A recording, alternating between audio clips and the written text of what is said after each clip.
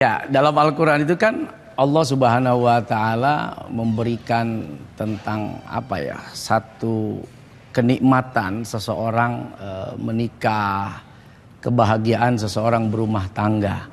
Wa min ayatihi an khalaqalakum min anfusikum azwaja litaskunu ilaiha. Nah, kalimat yang dipakai adalah litaskunu ilaiha, agar hatimu tenang. Kamu dapat kenyamanan. Hatimu senantiasa berada dalam kebahagiaan. Kalau litaskunu indaha, di situ lebih kepada kepuasan biologis. Ya, supaya nafsumu tersalurkan, supaya hasratmu tercurahkan.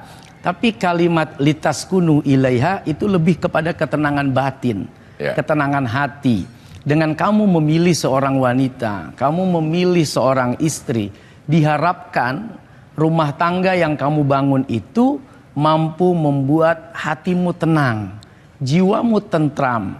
Maka pandai-pandailah tentunya kita memilih wanita yang akan menjadi istri kita. Itu dulu yang pertama tuh udah. Bagaimana kita memilih wanita yang kelak dia akan menemani kita. Tidak hanya bersama, tapi memiliki kebersamaan, merasakan pahit, manis, getir, ya, asam garamnya kehidupan, dilewati tanpa keputusasaan, tanpa saling menyalahkan, sehingga awal muasal kita mencari itu akan membentuk bagaimana nanti rumah tangga kita, apakah menenangkan atau menegangkan, membahagiakan atau membahayakan. Karena konsepnya harusnya menenangkan dan membahagiakan.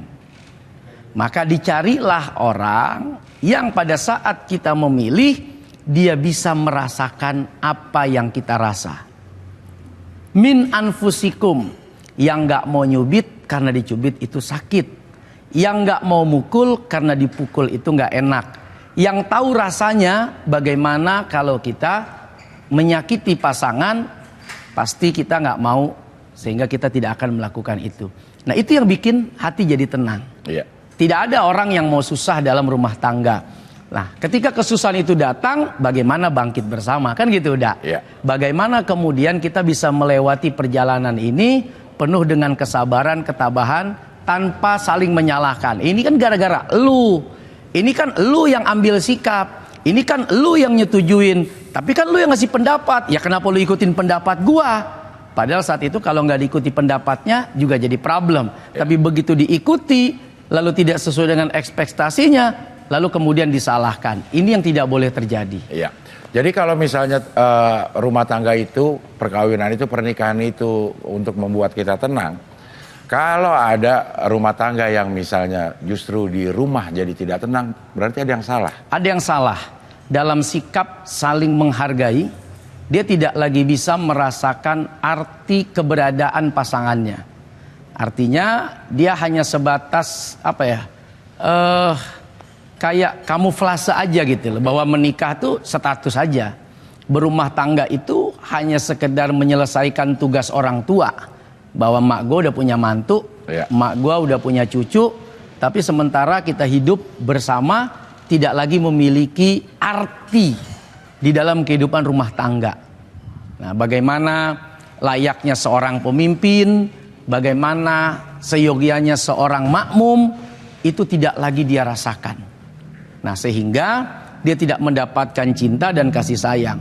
Maka rumus pertamanya kalau mau dapat mawaddah dan rohmah, ini dulu nih, sakinah dulu. Iya, yang didapat ketenangan batin, ketenangan hati, saling support, saling menghargai, saling memberikan boleh dibilang mungkin nasihat di antara keduanya, bukan saling menyalahkan dan merasa paling benar, tapi harus benar-benar pintar merasa, bukan merasa paling pintar. Oke, baik, ini ada pertanyaan dari Instagram dari Debbie NCA.